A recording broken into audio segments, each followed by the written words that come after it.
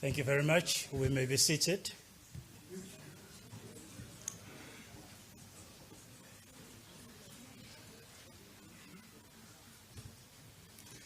Good afternoon, ladies and gentlemen. My name is Vincent Magwenya. I'm the President's spokesperson, and I'll be driving this afternoon's proceedings. Mr. President, the Minister in the Presidency, Minister Nchabeni, Deputy Ministers present, Members of Parliament, Professor David Everett, Chairperson of the Statistics Council, the Statistician General, Mr. Risenga Maluleke, colleagues from the media, ladies and gentlemen, let me extend a very warm welcome to the Union Buildings as we are all gathered here to witness the launch and presentation of the Census 2022 report to the President of the Republic and indeed to the nation. The Census 2022 was the fourth population and housing count in post-apartheid South Africa, the first being conducted in 1996 and the subsequent censuses conducted in 2001 and 2011. The population and housing census was conducted in February of 2022, will provide comprehensive data on the population size, demographic trends, and other service delivery related information. Before we start, I'd like to just point out that our program today is divided in two parts. The first part being the presentation of the Census 22 report as stated. The second part of the program will then be led by Status A, which will provide an opportunity for more in-depth engagement with members of the media present. The work of Status A is guided by the Statistics Act. The purpose of the Act is to advance the planning, production, analysis, documentation, storage, dissemination, and use of official and other statistics. Amongst other elements of the Act, it also provides for the establishment of the Statistics Council, which is chaired by Professor David Everett, who I'd like to now invite to the podium to take us through the contribution of the Council to this process. Let's please give him a warm welcome.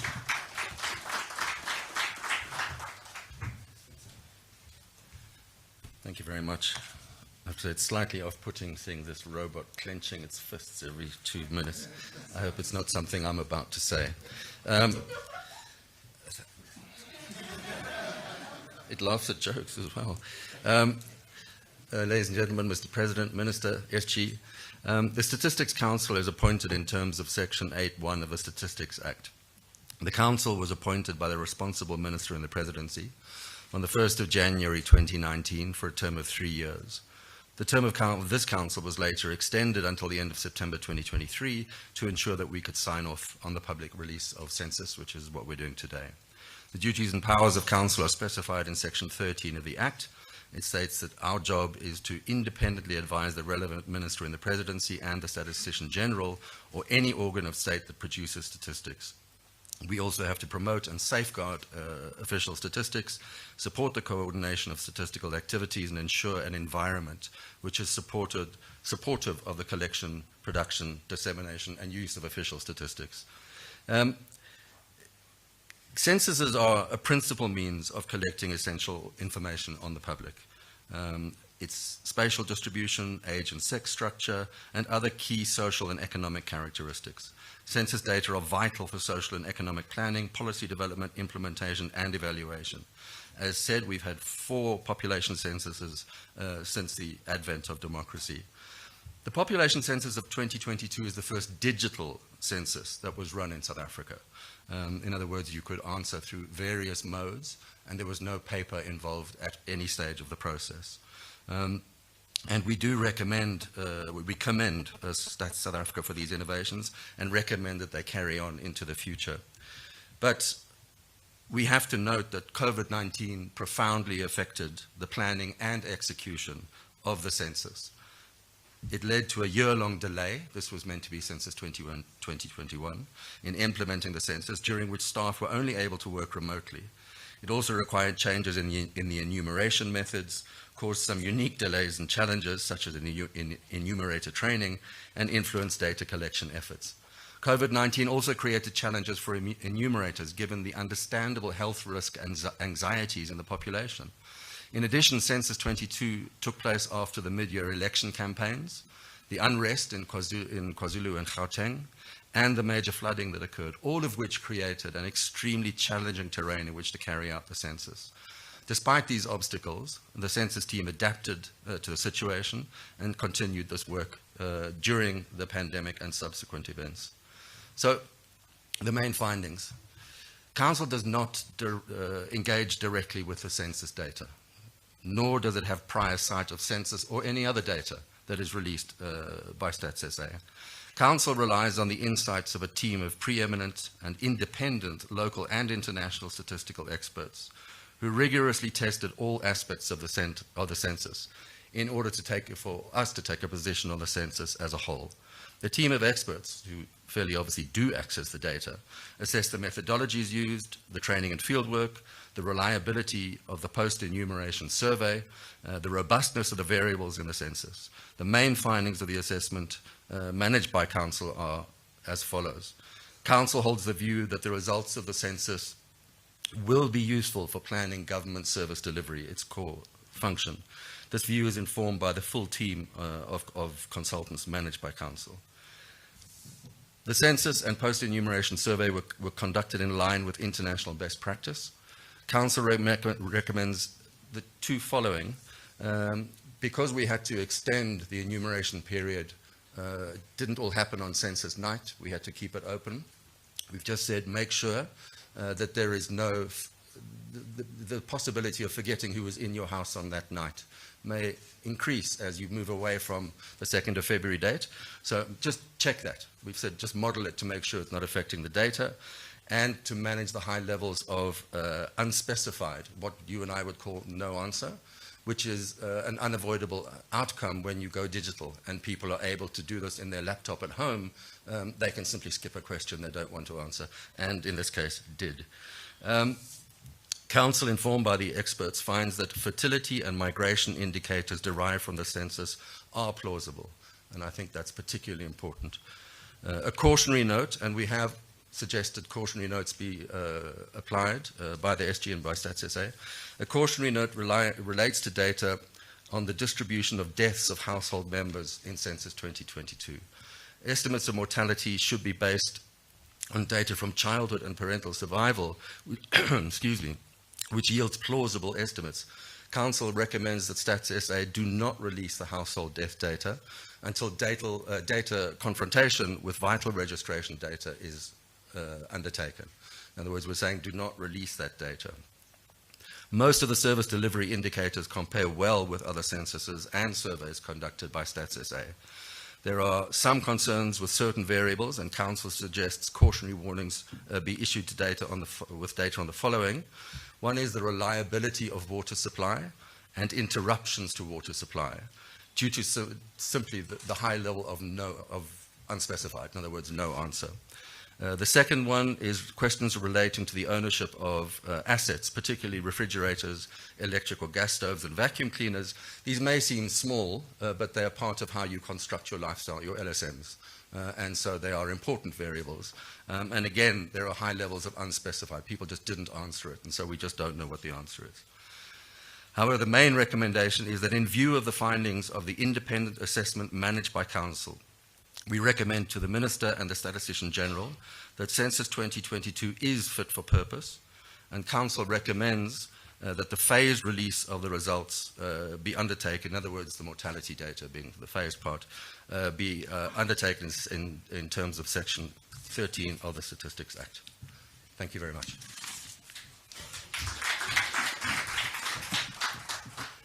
Thank you very much, Professor Everett, for that overview. The Statistics Act also provides for a Statistician General as head of Statistics South Africa, who is responsible for the collection, production, and dissemination of official and other statistics. This includes the conducting of a census of the population, as well as the coordination among producers of statistics. And the gentleman who shoulders this responsibility is Mr. Risenga Maluleke, who I would like to now invite to the podium. Mr. SG.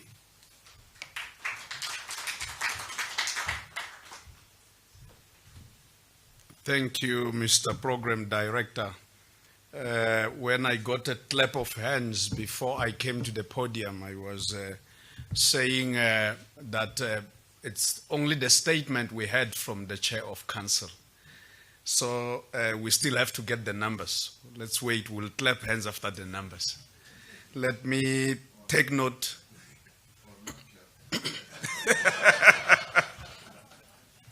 Let me take note of the President of the Republic of South Africa, Mr. Matamela Ramaphosa, and indeed the Minister in the Presidency, Ms. Khumbudzo Ntshavheni, who the statistics function reports to, and the two Deputy Ministers in the Presidency, Deputy Minister Morolong and Deputy Minister Mutaung, and Deputy Minister Morolong, who has a delegated function of dealing with matters statistics with our arrangements with the Minister.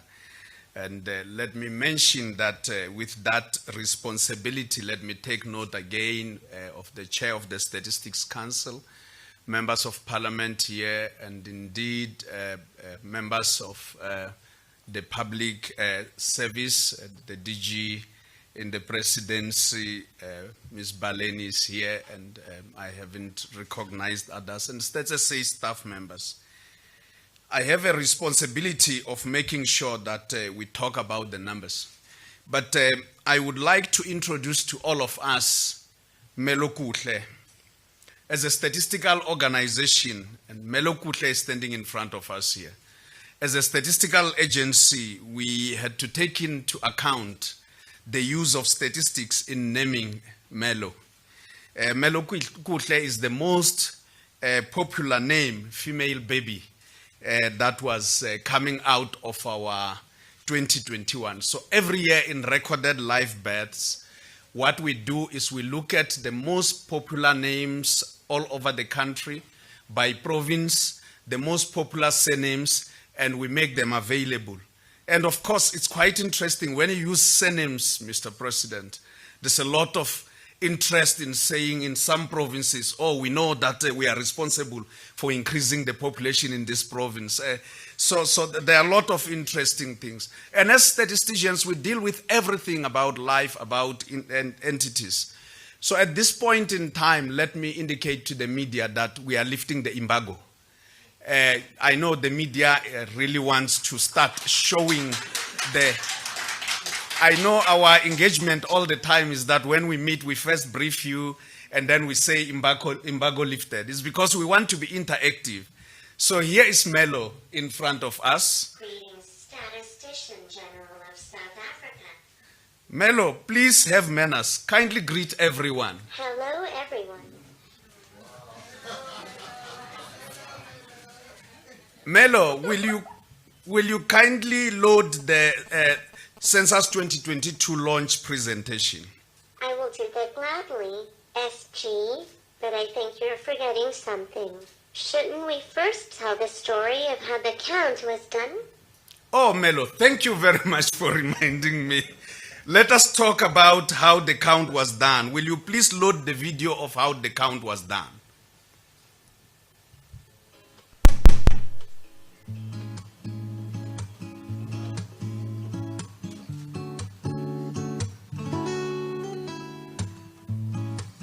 As the sun rises from the mountains of Mpumalanga, South Africa rises with strength and hope for a better future and improved socio-economic climate. This is why a census is critical in playing a role in advancing the aspirations of the majority of South Africans. In 2022, South Africa conducted its fourth population census since 1996. A painstaking undertaking, the census provides a true reflection of the country's socio-economic dynamics, its growth and its development trajectory over time. Since 1994, we have had 4 population and housing censuses in South Africa. One in 1996, then in 2001, followed by the 2011 one. And indeed, this census that we conducted in February 2022. The scale of a census is incomparable to any other project in the country. and consequently, detailed and accurate planning and testing is essential to effectively execute such a project. We set out to count everyone within the borders of South Africa without omission or duplication. The people of Newcastle and all other villages, townships, and towns in KwaZulu-Natal were counted. Communities across the province of Mpumalanga were counted. The Basotho people of Putadichaba and the entire province of the Free State were counted. Nwanzeku and the entire province of Limpopo were counted during the census. Mthatha in the Eastern Cape, including Komani, and the entire province participated in the census and were successfully counted. The people of Pampierstad and the rest of the Northern Cape were counted. Western Cape and its citizens were counted. Sandton and the rest of Gauteng were counted. And the people of Dinokana and the rest of the Northwest Province were counted. This turned out to be one of the toughest challenges due to the complexities in the environment, including COVID-19 and how load shedding impacted on some of our processes. Indeed, I can't overstate the importance of a census for the country. Census 2022 data provides insights on living conditions of South Africans in terms of the number of households, average household sizes, and the type of dwelling structures they live in, as well as access to water, availability of essential services and facilities, as well as access to internet. This information is critical in understanding and addressing development challenges at all levels of geography and community. As the world enters the fourth industrial revolution, Census 2022 became South Africa's first successful digital population count. A multi-mode data collection approach was adopted and used in the collection of information from respondents. These were face-to-face interviews, telephonic interviews, as well as computer-assisted web interviews. Close to 100,000 field workers were brought on board to administer the census questionnaire. A multi-mode data collection method became an advantage in conducting the census in the COVID-19 pandemic space as strict regulations had been introduced. Censuses provide reliable data at various levels of planning. Information collected during the census process plays a critical role in planning at the national, provincial, and municipal levels by providing policymakers with the information required to formulate rational policies and implement service delivery. For the next 10 years, this information is going to be important for all our data users. Here I'm talking about our stakeholders in the three spheres of government in the form of policymakers, and indeed development partners, civil society organizations, the private sector, researchers, and the general public. In closing, I would like to thank each and everyone who made Census 2022 a success. Our field staff, Census Project Management Team, the Post-Enumeration Team, as well as members of civil society who opened their doors to be counted. I must emphasize that our biggest thumbs goes to members of civil society, because without them we would not have been successful. I thank you. Ngiyabonga, enkosi, danki, ndihela kwami. Now, Mr. President, that we have heard the story about how the count was done, we now want to hear the story about the numbers. Melo, please load the Census 2022 presentation. Indeed, if we go to the next slide, Melo, we are saying that in 1996 we used pen and paper. 2001 we used pen and paper and went straight into scanning technology. So was 2011, my apologies. In 2022 we had 3 modes: face-to-face, telephonic and web-assisted, and all of these were digital applications. Melo, let's go to the next slide. And indeed, as we look at this, we are saying that COVID-19 propelled us to go into multimodal approach. And as we did this, we were affected in both census planning and implementation. One of the biggest challenges is that the 10th of October, and by coincidence, Mr. President, we were given this day, used to be a census night. And that's when we would go into field, 1996, 2001, and 2011. But as of now, 2022, we had to go into field in February. And that would mean that there are so many challenges. October was chosen largely because we know the students are in their home, the provinces where they are schooling in. But in February, some hadn't returned.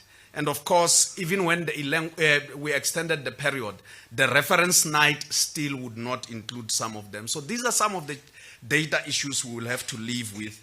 We have had some provinces coming and say, Mr. SG, we have a number of students. Take this data and include it. We cannot. It has to be contained. It cannot be influenced by any other approach. It has to be done by Stats SA.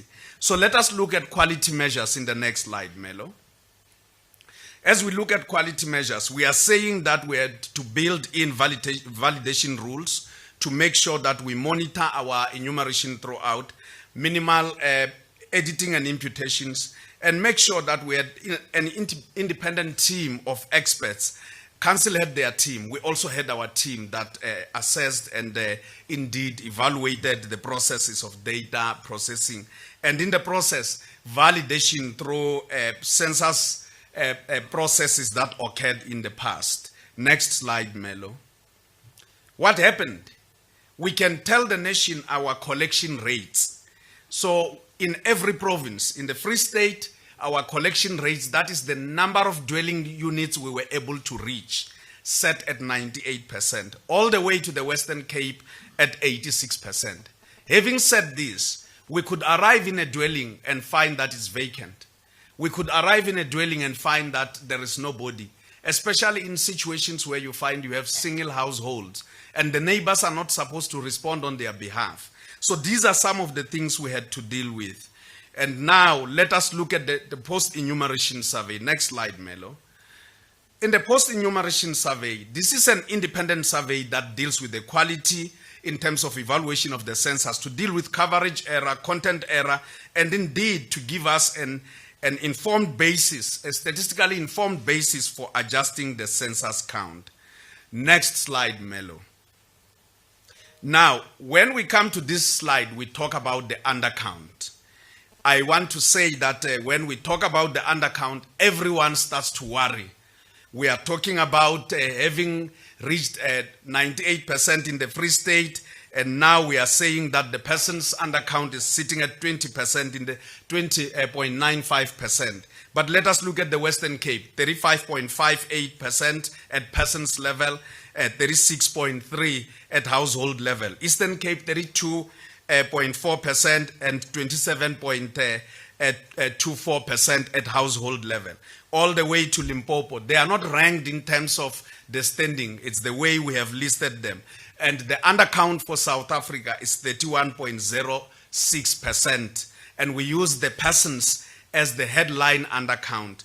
But I don't want us to spend time on the undercount, because when we talk about the undercount, everyone says, these are the people that have been missed. We use this using the post-enumeration survey to adjust the population census accordingly. So the adjustments for provinces won't be the same. That is why you look at the provinces with the higher undercounts. It means they will have higher adjustments when we are dealing with adjustments out of what we got and what we are adjusting. And this is done in line with the United Nations methods.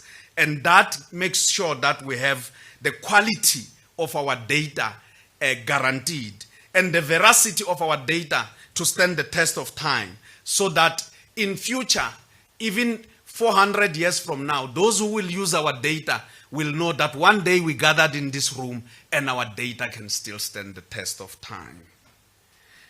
Now, let us look at the next slide, Melo.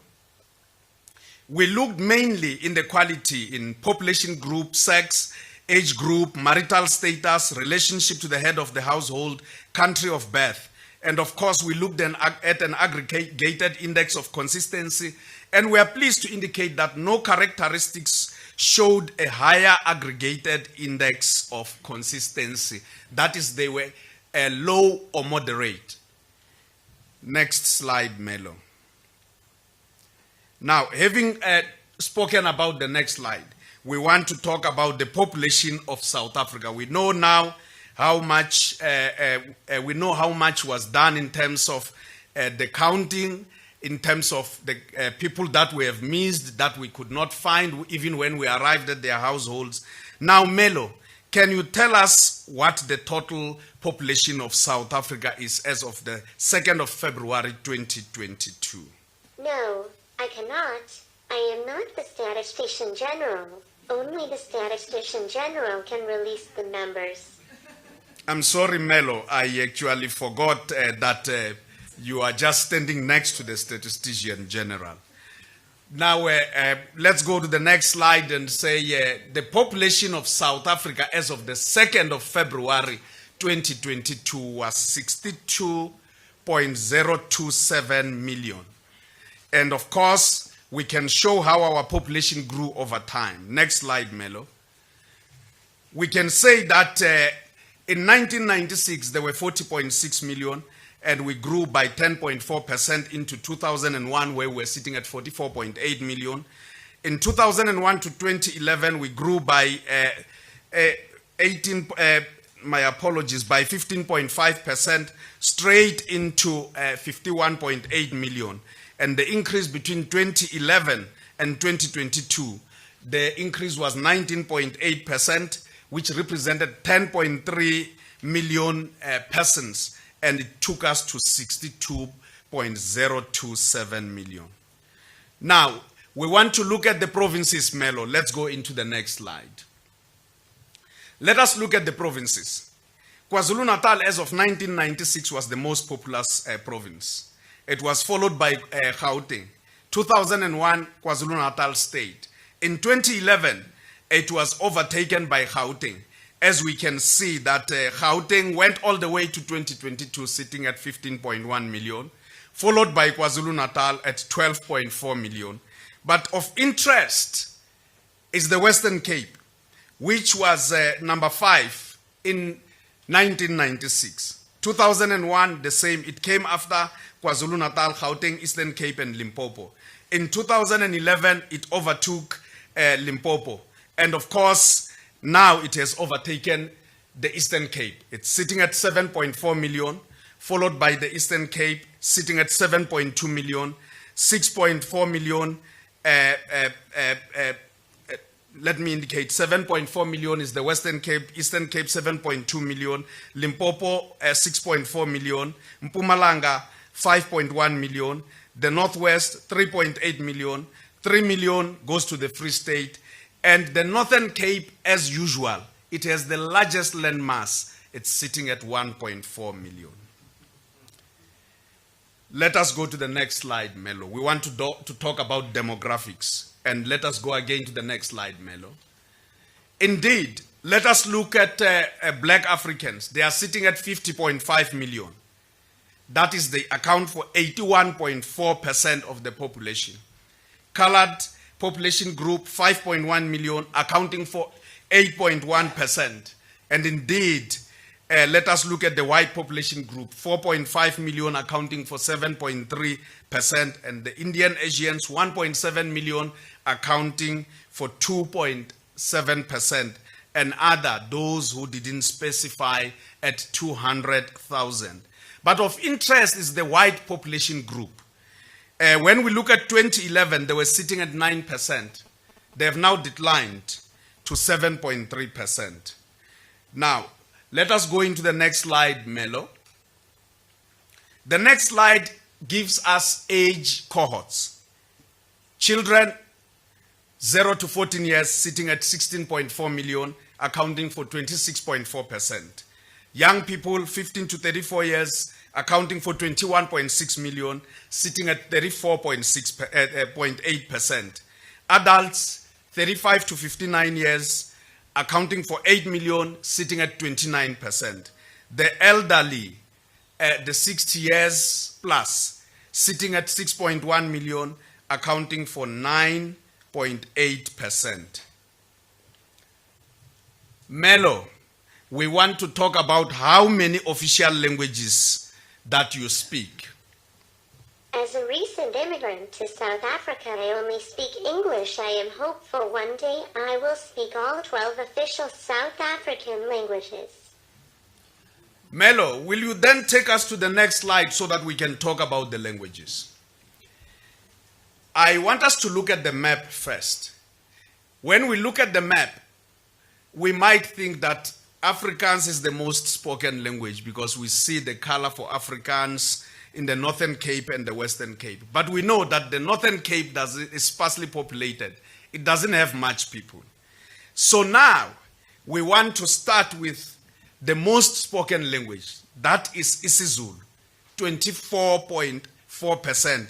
And we can see it's predominantly in KwaZulu-Natal, a bit in Mpumalanga, and of course some parts of the Free State. We can see it, we can look at the blue color.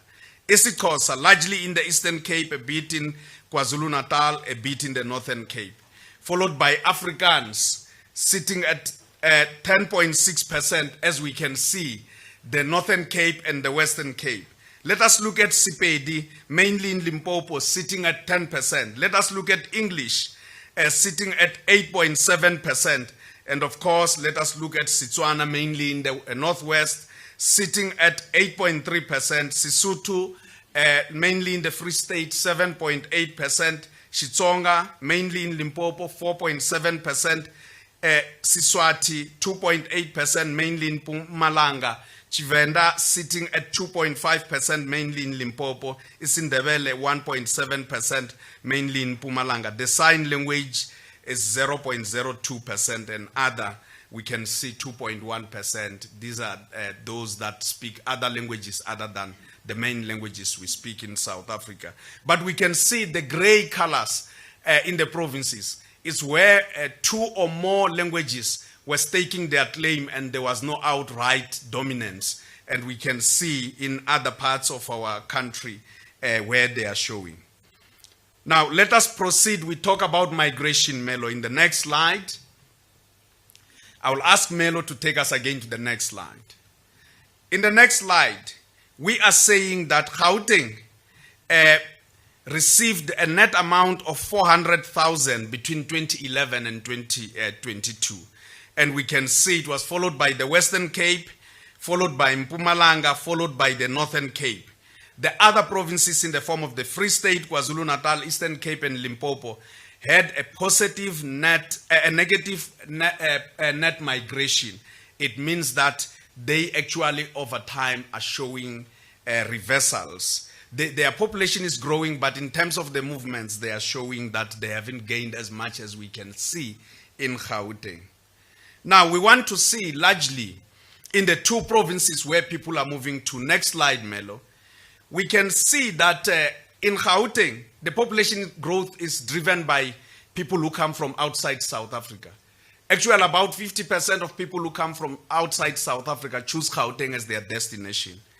Internally, the population of Gauteng, the biggest contribution from provinces comes from Limpopo, followed by KwaZulu-Natal, followed by the Northwest and the Eastern Cape. Whereas when we look at the Western Cape on the right-hand side, we can see that the Eastern Cape, Gauteng, and people from outside South Africa are making an almost equal contribution to the Western Cape. Now, Melo, let us go into the next slide. Let us look at the top 5 sending countries. And we can say that they were the same between the 2 periods as in 2011 and 2022. Whereas in 2011, those who came from Zimbabwe were sitting at 38.1%, are now sitting at 45.5%. And of course, coming from Mozambique, 22%, 2011, now sitting at 18.7%, and Lesotho, 9.1%, in 2011, sitting at 10.2%, Malawi, 4.9%, 2011, and indeed 8.9% now, and the United Kingdom was sitting at 4.1% in 2011, now sitting at 2.8%. I must say, Mr. President, the staff members of State SA were saying that if we could release the numbers, we could not release the numbers. When the president was in Musina with the president of Zimbabwe, you would have liked to take these numbers along, but not even the president has preside to these numbers. He's limited. They are kept by the Statistician General. Let us look at education in the next slide, Melo. And again, move us to the next slide. We are saying, when we look at 0 to 4, we are saying that 6 out of 10 children aged 0 to 4 years had access to some form of early childhood development program. The gray color on the left says that nothing. They don't have any opportunity. But from the green colors all the way, it's either at a crèche, a preschool, a daycare center, sitting with a gogo, or a day mother, or a gogo, or a home, or a community playground. We are saying that 6 out of 10, about 60%. But the challenges were more in the Northern Cape and the Northwest, where we can see that those who had no opportunity for early childhood development are sitting at more than 50%, right at the bottom. Let us look further in terms of education in the next slide. We are saying that the percentage of persons aged 20 years and older who completed a secondary education more than doubled from 16.3% in 1996 to 37.6% in 2022. Let us look at the bar on the second bar from the right-hand side. We can see that it's shooting up. And it's largely, when we look at the others, no schooling, it's declining. Completed primary schooling, it's declining. Some secondary declining. So it means we are seeing more people who have completed secondary school in the form of grade 12. And again, they are moving to post-school. And as they move on the extreme right, we can see that post-school has moved from 7.1% in 1996 to 12.2% in 2022. Let us look at the next slide. In terms of prevalence of disability, we have seen declines from 7.4% in 2011 to 6% in 2022. We want to now look at housing and households. Let us look at the next slide. And we want to go further into the next slide again. Let us look in 1996, we had 9.1 million households in South Africa. 2001, we were sitting at 11.2 million, having increased by 23.7%. 2011, we went up to 14.4 million, having increased by 28.9%. And indeed, 2022, we have gone to 17.8 million, having grown by 23.4%. And we can see that from 1996, we have doubled in the number of households that we have in South Africa. Now, let us look at housing in the next slide. Households that resided in formal dwellings increased sharply from 2011, having been sitting at about 77.6%. But when we look at 1996, they were sitting at 65.1%. We can see all the way to 88.5%. And as formal housing increases, we are seeing a decline in traditional housing and informal housing.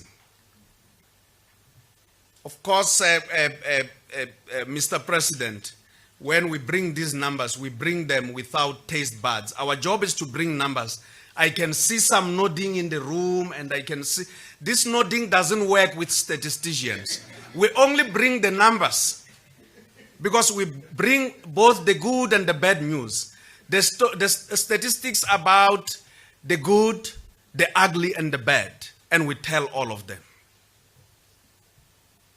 Now, let us look at service delivery in the next slide.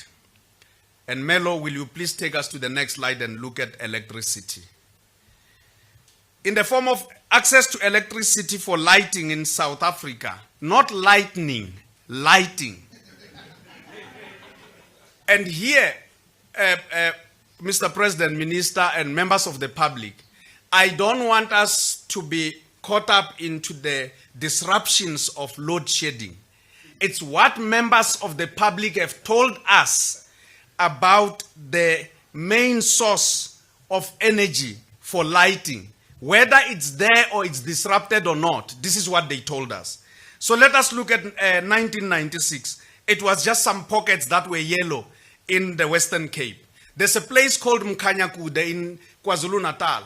When you are at night, there's this tree that actually glows amber or yellow from far. So Mkanyakude was only in the Western Cape. In 2001, the Western Cape was universal. And in 2011, we could see the whole country was making it. As of 2022, almost the whole country is sitting between 80 and 100%. And indeed, only one municipality, eMadlangeni, fell below 80%. So, Mr. President, it's not my space to say it, but if we could solve the load shedding challenge, the people are already ready to switch on their lights at any given moment because the infrastructure is there. That's what they told us. We don't make up these stories at Stats. Members of the public tell us, Mr. President. And because they tell us all these stories, they also tell us the stories about water. Next slide. Now, let us look at water. In relation to water, we can see coming out of 1996, there were challenges in the Eastern Cape and KwaZulu-Natal and some parts of the Northwest and parts of Limpopo. We made some improvements in 2001 all the way to 2011, but we have actually gone back largely in Limpopo and the Eastern Cape. This doesn't talk to disruptions. The disruptions that are there where they don't have electricity, water are there, but here is about access to piped water, either inside a dwelling or in their yard. So they are saying that if we get water to these taps, they will actually have water. In the next slide, we are talking about in 2022, over 4/5, that is 82.4% of households in the country had access to piped water either inside their dwelling or inside their yard. As we can see that we are saying 59.7 inside the dwelling and all the way where we had no access, we are just sitting at 8.7. Next slide, Melo. Over the period 1996 to 2022, the percentage of households with no access to piped water halved from 19.7% to 8.7%. And indeed, when we look at South Africa in the middle, on the left-hand side, we can see that. Now, let us look at the next slide. Households that resided in the Western Cape and Gauteng had greater access of flush toilets, sitting at 93.9% and 89.7% respectively. And we can see that there were issues in Limpopo where Limpopo had 3 times the amount of pit latrines without ventilation than the average, the national average. Let us look at agriculture in the next slide. Before we talk about what the purpose was, we can see that households in Limpopo and the Eastern Cape were active or participated in agricultural activities, sitting at 28.7% and 26.2% respectively, all the way to the Western Cape at 2.4%. But when we look at the purpose, let us look at the Western Cape at the bottom. We can see that the Western Cape at 21.9% produced only for sale, and those that produced mainly for sale and some consumptions were sitting at 13.6% in the Western Cape, and of course, those who produce mainly for consumption and some sale were sitting at 7.1%. Now, let me thank you, Melo, and as I thank you, we have now seen how we have moved, and we really appreciate the value that you have actually assisted us. Please, Melo, may you assist me in launching the Census web portal. It is my honor to launch the Census 2022 web portal on your behalf, SG.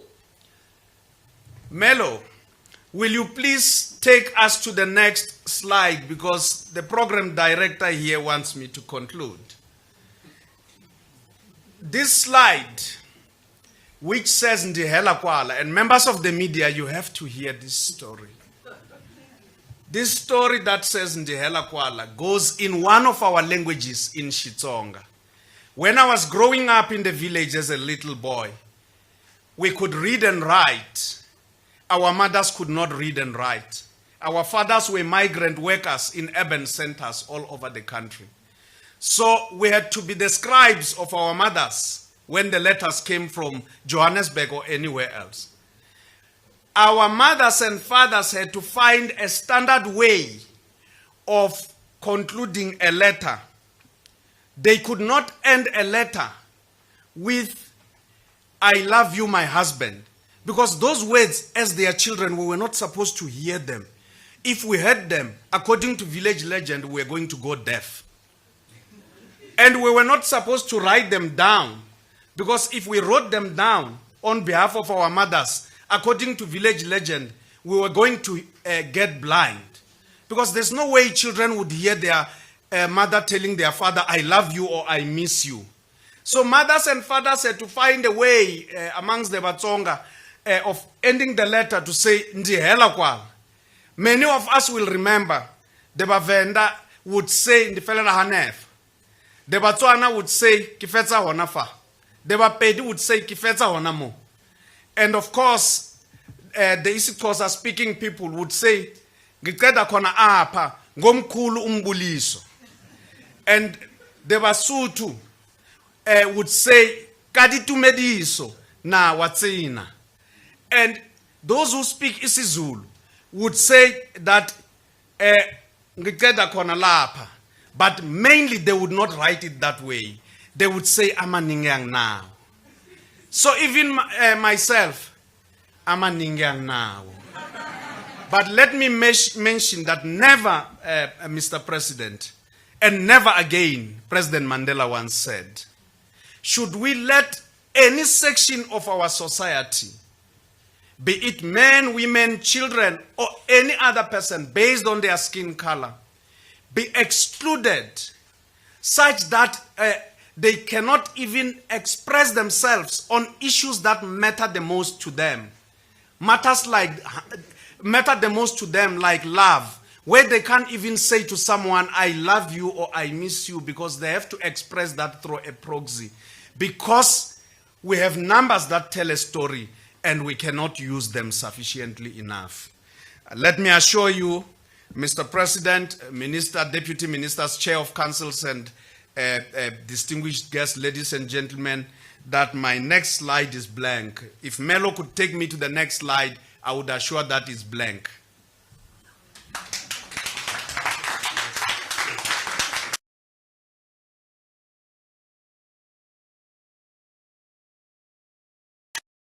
Numbers.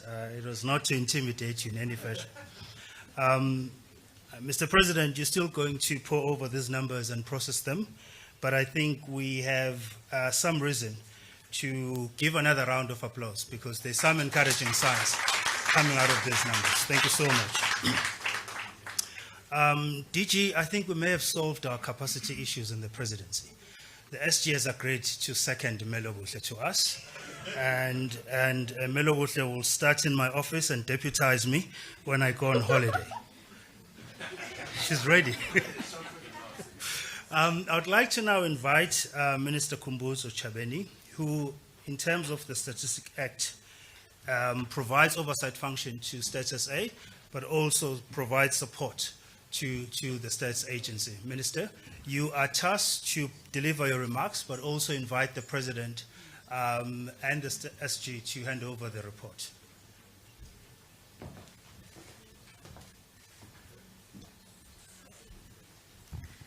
Thank you. I think it's difficult not to smile.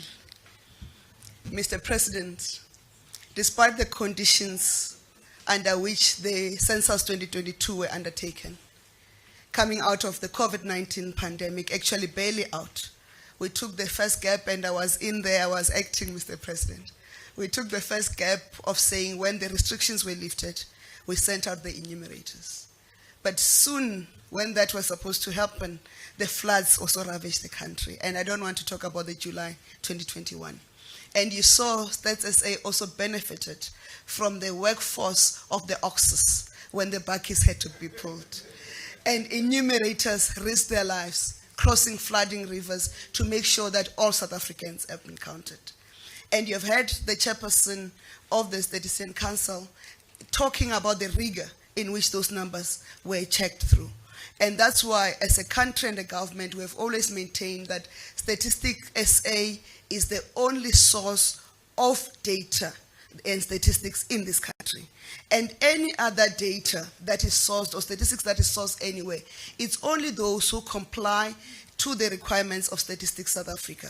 And we'll soon announce those ones that have been approved by Statistics South Africa to be the sources of reliable data, so that we do not create our own fallacies and self-fulfilling promises.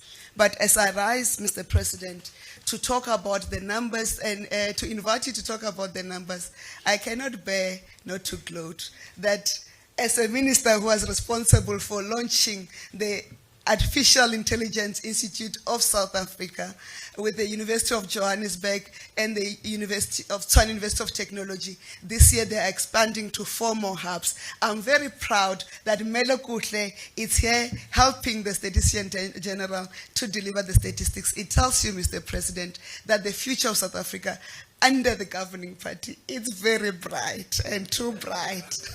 There's more challenges we are going to resolve, but we have confidence that the work that we are going to do with the statistics that we've been given, it gives us as government a real barometer of the challenges that lay ahead as we have to deliver services and those gaps that we need to close. And our people are admitting that which we have delivered for them as they mandated us. I'm very proud to invite you, Mr. President, as we start the journey towards 30 years of freedom and democracy, for you to respond to the numbers, and thereafter the Statistician General will hand over the report to you. Thank you. Over to you, Mr. President.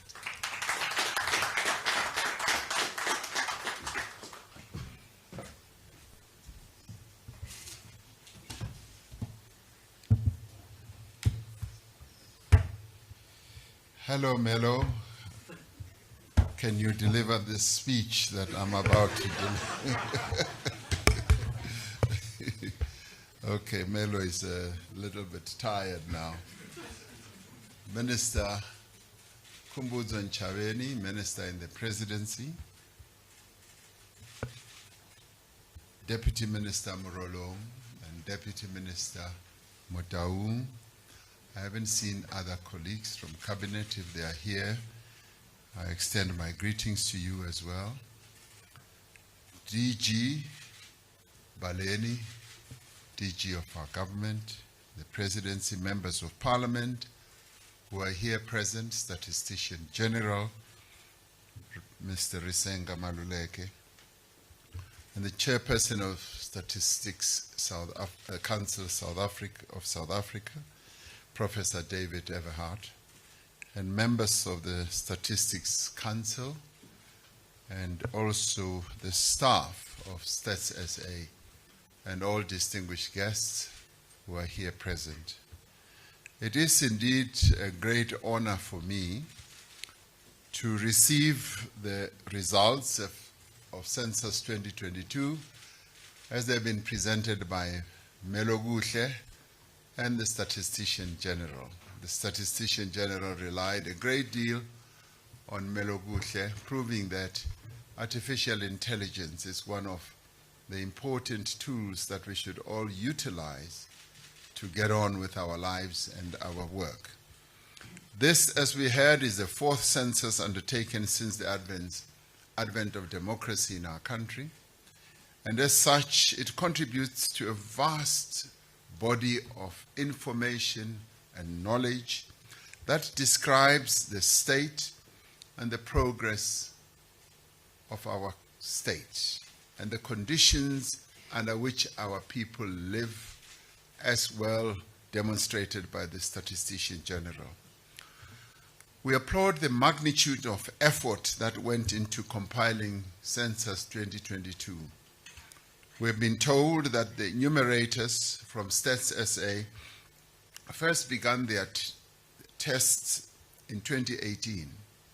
In the midst of their work, in 2020, COVID-19 pandemic struck, but in the course of all that period, we also had local government elections which were very disruptive as well.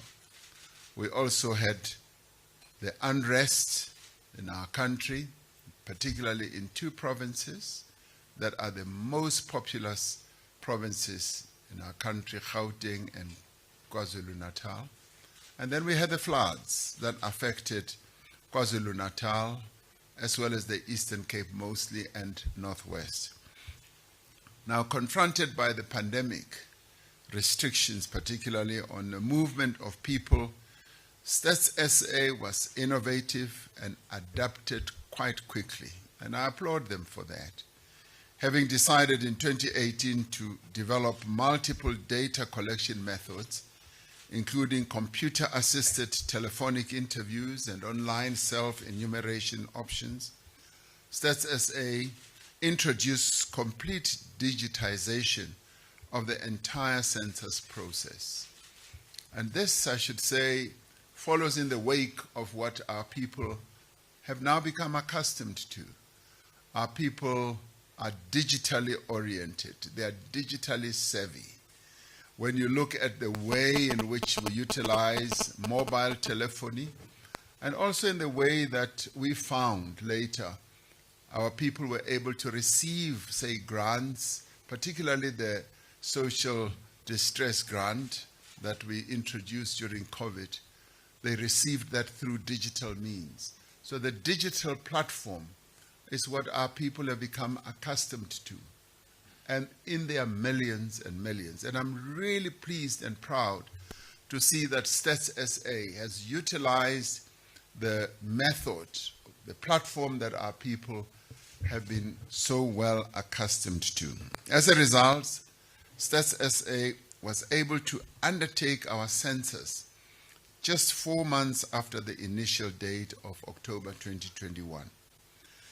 Adapting to the fluid situation on the ground meant that data collection processes had to be rapidly modernized. As a result, this is South Africa's first ever digital census, compiled from data collected from everyone within the borders of the country. And as the SG spoke, it was almost unimaginable that we could have had such a broad sweep of data collection where South Africans were counted. And when you begin to imagine it, you begin to see the enormity of the task. SG, I thought that the vaccination process, which I often spoke about from this platform here as we had our family meetings, was their biggest undertaking that South Africa had ever gone through. But today, I now know I was wrong. The census is the largest, all-encompassing process that our country in recent years has had to go through. And I can say that with the results that you've presented, you've gone through it with great distinction. And Stats SA is truly to be applauded for having undertaken such a mammoth task and did it so excellently. There will be doubters. There will be those who will want to doubt your information and the methods through which you went.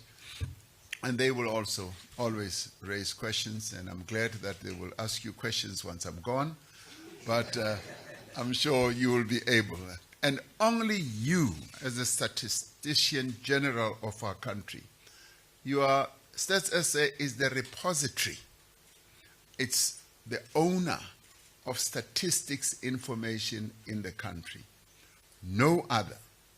And you do this authorized by law, but now also authorized by convention, by protocol, by the way in which we are continuing to do things. And remembering that we are a young democracy. We're only 30 years old next year.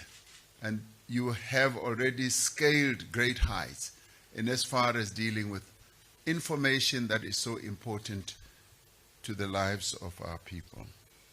And census, as I said, is one of the most complex exercises a nation can ever undertake, and you've done it well, because it involves years of planning and preparation. And we went through it all as you were planning and asking for more money. Professor Everhard, your chairperson here of the council, kept saying, we need more money, we need more money. Now we understand why you needed all that money. And I'm sure that as I leave, the professor and yourself will say, are you going to give us more money? And the answer is yes, we should give you more money, because the work that you do is important. Now, it is a task that is also tough for your enumerators, who have had to traverse the country counting people in households, in hospitals, in prisons even, and in other institutions of learning, and also counting homeless people and finding them where they live, and in transit areas as well as the borders. That's a mammoth task. And as Minister Nchabeni was saying, I mean, the picture that you showed where a stuck vehicle of Stats SA had to be pulled by cattle, by oxen, it shows a great picture of the determination of your enumerators at work. A census also involves collating, aggregating, and publishing complex demographic, health, and economic and sociological data sets. Stats SA must be commended for placing an absolute premium on the credibility and the integrity of the data, and adhering to the highest international best practice methods, and also benchmarking what you do and using the guidance of the United Nations. So that in itself must infuse a lot of confidence as well as credibility in all of us in the information that Stats SA has put out. It is important that South Africans should have the utmost confidence in the numbers that have been presented today, and they should also welcome the statement by the Statistics Council on the results, because we have a Statistics Council which is also separate from the Statistics SA, and Stats SA is independent of government, and government, including myself, never know whatever the figures that they publish are. And we don't interfere. I don't even want to know before everybody else knows. And that speaks to the credibility and integrity of the information. Professor Everhard was telling me earlier that he also does not know what the figures are, and he's seeing the figures just as I also saw them for the very first time. So that speaks to the credibility of Stats SA. And of course, we all have wished to see the figures in advance. I always, wish that I get to see some of the figures about GDP. I never see them. And I'm glad I don't see them, because that confirms the independence of Stats SA. The data contained in a census is one of the most crucial planning, monitoring, and evaluation tools for government, but not only for government, at all levels, national, provincial, and local. but it is also important for other role players as well. It informs the planning, the budgeting, and policy making work of government at the most fundamental level.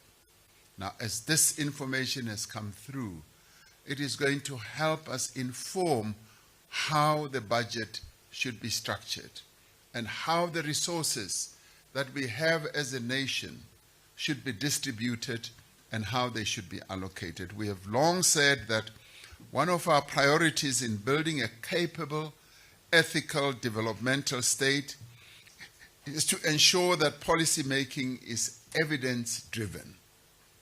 Policy making that is not informed by accurate data can result in inefficiency in the allocation of resources, underestimation with regard to the needs of our citizens, poorly planned programs, and poor financial allocation and management. Now, unless we are able to see the bigger picture, we are unable to focus and to look through the looking glass and see what the future looks like.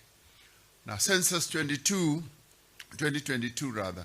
gives us the information we need to implement the government's program of action in a targeted, evidence-based manner.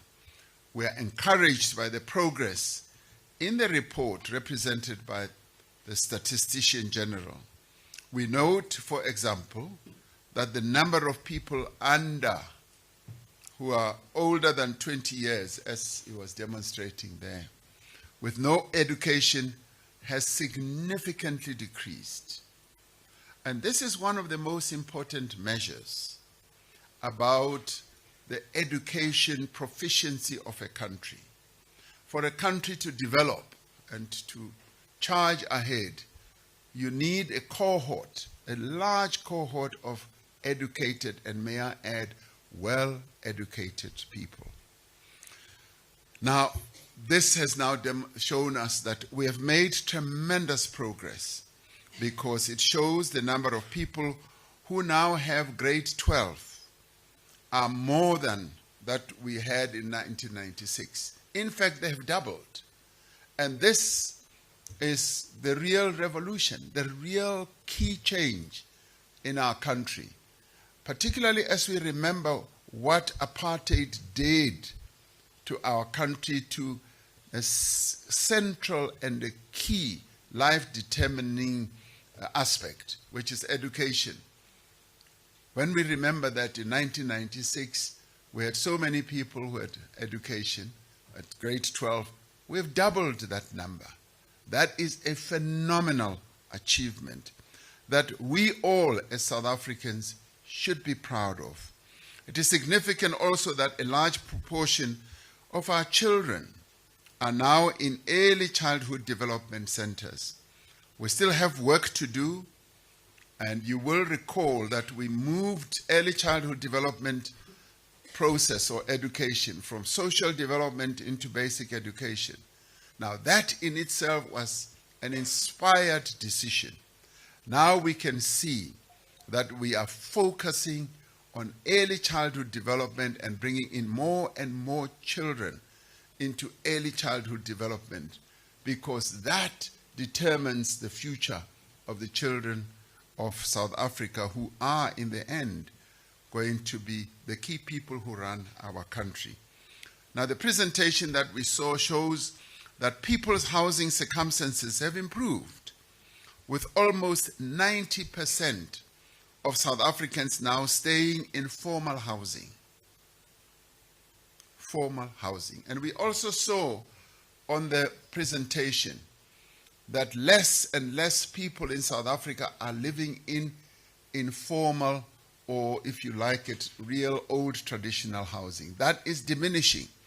It's coming down in leaps and bounds. And if you go around the country, you'll see that those who used to live in old roof thatch houses, those houses have been transformed. They're coming down more and more. And the people who live in informal settlement, those numbers are coming down. Now, that is a clear demonstration of development. a clear demonstration of showing that we are charging ahead as a nation, that we are modernizing a number of life-determining aspects of the general well-being of our population.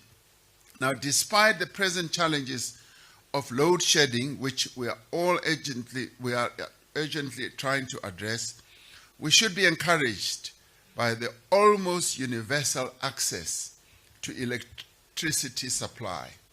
The results that have been represented here today underscore the urgency with which we must work towards meeting the aspiration of the National Development Plan and the United Nations Sustainable Development Goals.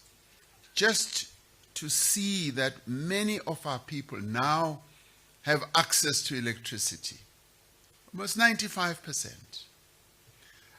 And they have access to water. And we now have a challenge. We now need to increase the number of people who have piped water right into their homes. It is now clear that it is attainable. It is no longer a dream that many of our people had in 1994, where some never thought that they would ever have piped water. We now have reached 82% access to water, an important aspect of the life of our people. So all this shows a great deal of progress. And Census 2022 bears evidence to that, because it has told us where we are making progress, but it has also laid bare the challenges that remain. So as I look at these figures, I don't look at them with a glass-tainted sort of glasses. I look at them to reveal where we need to make progress. And that is the area that we are going to lay more emphasis on. Because what Stats SA has shown us is that we can do it. It can be done. We can give our people a better life. And we now need to complete the task and go out and reach out to those who don't have. Because in the end, as I said in one of the State of the Nation, we want to leave no one behind.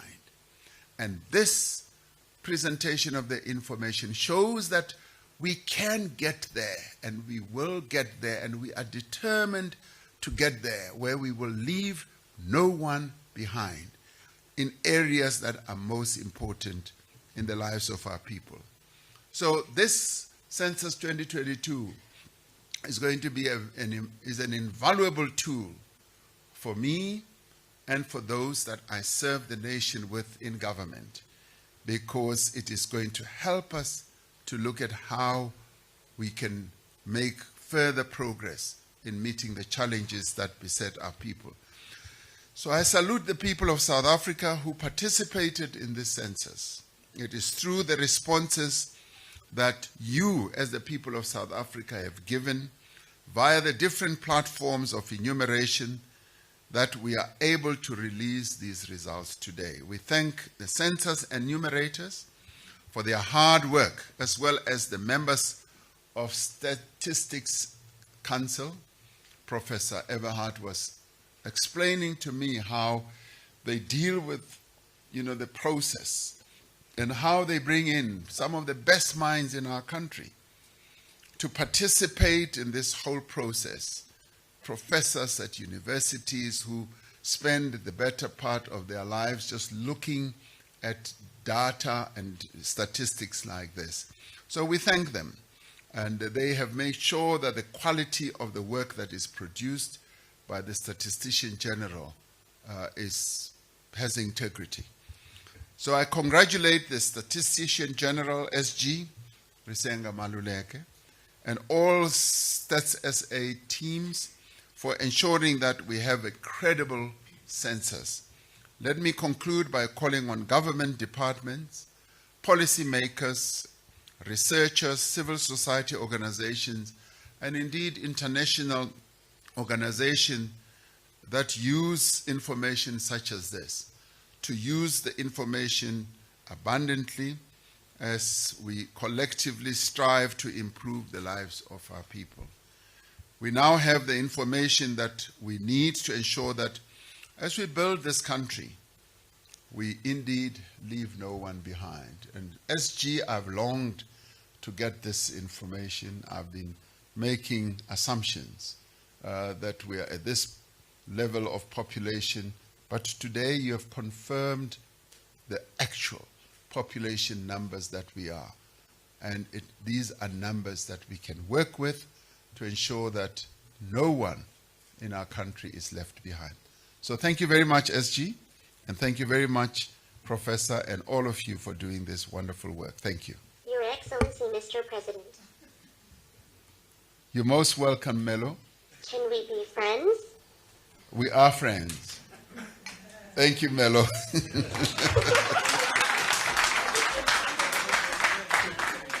Now, if you were normal, I would shake your hand. Yes. May I have a dance with you? May I ask the SG and the President to please step forward and for the SG to hand the report to the President. Please face that way. Thank you. Stand near Melo. Mr. President, I have work for you. These are not just the results of the census. This is work. I'm not lazy. Thank you. I have presents for the minister and the deputy ministers. Yes. So it's work that they are going to take. In this work, it's the way, Mr. President, we have the media release, we have the actual count, even the post-enumeration survey that talks to the quality of the data that were produced. So let me hand over to the minister in front of you, Mr. President. Thank you. Thank you, SG. And I want to hand over to the deputy ministers in front of you, Mr. President. Thank you. Deputy Minister Muholo and Deputy Minister Mutau. I must admit the two deputy ministers, Mr. President, keep us a lot at work. Even when we were preparing for the release of these results over the weekend, they demanded data, but I could not give them this data. I gave them the old data, waiting to release this in front of the nation. Thank you indeed.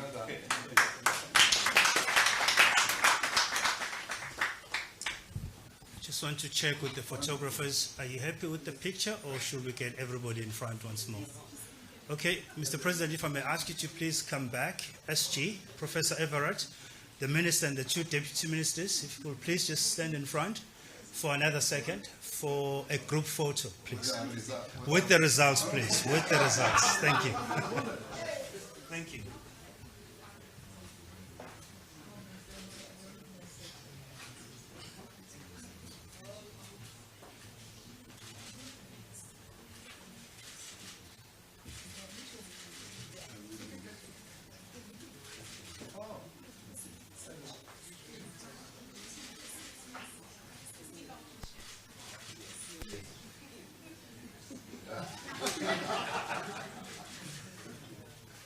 Well done, SG.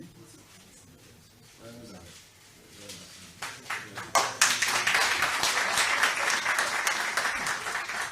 Great. Thank you very much. Thank you very much.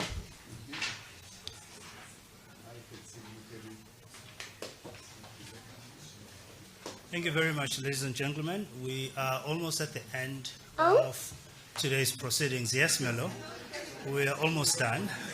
Unless there's another item, Melo, that you'd like to add. No, I didn't think so. Just before we allow the President to take leave of us, I'd just like to deliver a short vote of thanks and express a word of appreciation to the teams from Status A as well as the Presidency, who worked really, really hard to put together this presentation today. It was a true joint effort. I'd also like to pass our sincere thanks to our DG in the Presidency, Ms. Pindile Baleni, for all her leadership and guidance in the process. And I'd also like to thank Melo for her hard work. Thank you. Thank you. Thank you very much, May I Melo. have a dance with you? Oh, indeed, yes. I like dancing. Yes, I like dancing, Melo. I will provide the music. You can provide the music too. Maybe after the function, Melo.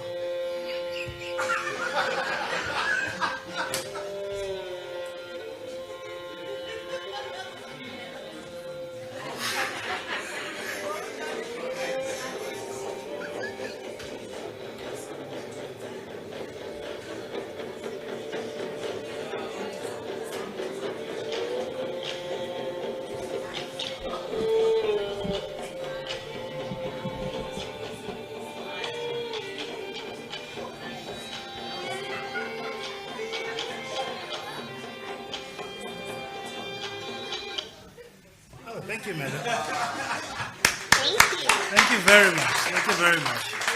Sorry I couldn't dance with you. I'm still at work, Melo. Ladies and gentlemen, as I was saying, I'd like to thank the Census A teams, the presidency teams that put all of this presentation together and their hard work. And thank you to the leadership of Census A, the president, the ministers, as well as to the deputy ministers. And lastly, to our colleagues in the media. It's been a long day from the lockup up until now. We thank you for your patience as well as your support and cooperation as always. This brings us to the end of today's proceedings. I would like to now allow the president to take leave of us. And we will now hand over the program to the leadership of Census A to further engage the media should there be any other questions. Thank you very much.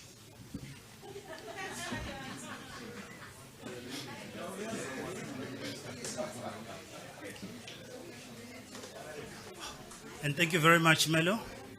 Look forward to seeing you here in the presidency soon.